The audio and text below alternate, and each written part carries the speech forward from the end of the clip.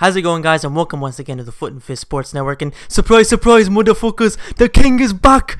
UFC 202 is in the books, and it turned out being even better than UFC 200 by a long shot, to be fair.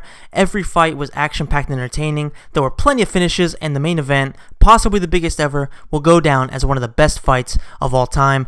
Now, there's plenty of things to talk about, folks, so break out your power armors. It's time for Fight Fallout. We're going to be starting off with Conor McGregor. Now, after avenging his loss to Nate Diaz in what many are calling the best fight ever, there are really two options for Conor McGregor. One is the trilogy fight with Diaz, the other is a rematch with Jose Aldo. While the Diaz fight would sell more, the fans definitely need a break from that matchup, and it appears that Dana White agrees with this, and he has actually said that the featherweight unification bout is next. That gives the UFC, McGregor, and Nate Diaz enough time to freshen things up and then meet up for one final showdown of epic proportions.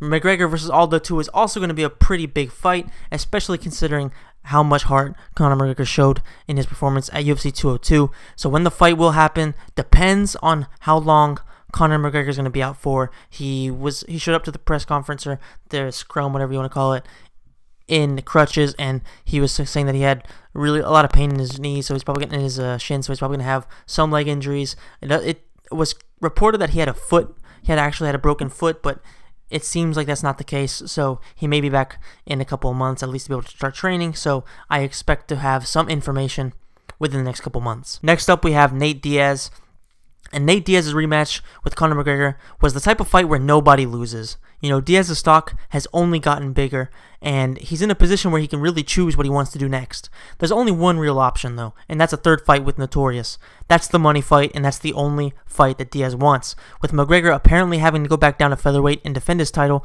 Diaz will have plenty of time to rest and improve his game. Next up, we have Anthony Johnson, who just looks scarier and scarier every time he steps in the octagon. Not only did he destroy a tough opponent like Lorenz Teixeira, but he did so in 13 seconds, and he knocked out his tooth for good measure.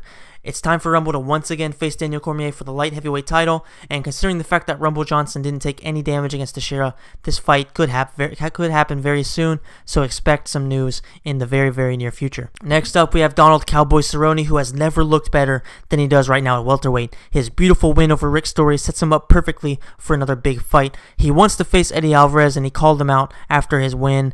He holds a win over Eddie Alvarez, and he wants to fight him for the title. Now, while there are other fighters in line like Khabib Nurmagomedov and Tony Ferguson, Cowboy is the only one that would really sell well. He's the only lightweight that is known by the masses, and that definitely makes him an option, but one that I don't think the UFC will go with immediately. He may be able to get the fight if he waits a little bit, but I think that Khabib is next in line. In the meantime, Cowboy should definitely continue to climb the welterweight ladder because he's just doing so well. And a fight with Rory McDonald would be great for Cowboy because Rory is a great opponent, and a win over the Red King would immediately make Cowboy a top contender. Now, it would be a very sellable fight and one that stylistically guarantees action, and it's just going to be an amazing scene if we do get to see that. Another interesting option would be Kelvin Gastelum, who is a very good test for Cowboy. Both guys are moving up in the rankings, and a win over the other would give them a very nice push towards title contention. McDonald is definitely the first choice, but there is no doubt that there's an incredible amount of options of great fights for Donald Cowboy Cerrone in the future. Now we're going to go a little bit over Glover Teixeira, who's definitely going to be sitting out for a while after suffering such a brutal KO at the hands of Anthony Rumble Johnson. You know, there are really three fighters that make a lot of sense for Rumble Johnson's return. First of which is going to be Ryan Bader. They had a pretty good fight, which was back and forth a few years ago. There's also Shogun Rua, who is attempting one last title run, and a win over Teixeira would be exactly what he needs to be able to push forward. I don't think he could be able to beat Teixeira, but, you know, you could just never doubt Shogun. You can never at least completely count him out. Last but not least, we have Nikita Krylov, who is coming off of a highlight reel finish in his last fight, and fans are definitely interested in seeing him, seeing more of him.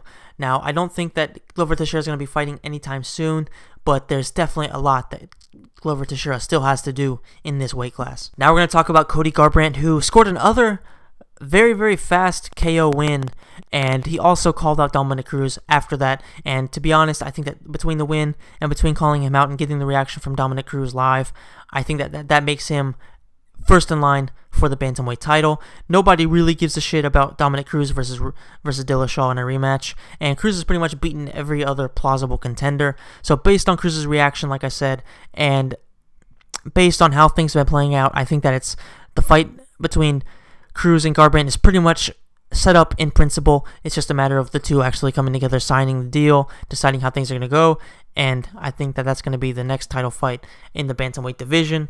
And the bantamweight division is actually interesting now, and it is in large part thanks to these two men. Now it's time to talk about Lorenz Larkin, who scored a huge win over Neil Magny, and he's now set to take a huge jump in the UFC rankings. A fight with Kelvin Gastelum, who is ranked one place above Magny prior to UFC 202, would be a very good opponent for Larkin. There's a cluster of top contenders in the welterweight division, so Gastelum, who is on the bottom of that cluster, needs to take out a few more people before he can be a legit title contender. And a win over Larkin, and vice versa, would go a very long way in securing that title shot. Now we're going to talk about Neil Magny, who lost to Lorenz Larkin. It was a very tough loss, and it really does put a dent into Neil Magny's title run, which is starting to become pretty impressive. And a fighter that could be in his future is Johnny Hendricks. Hendricks definitely needs a win, and Magny's style could match up well with his. Jake Ellenberger and Matt Brown could also be in his future.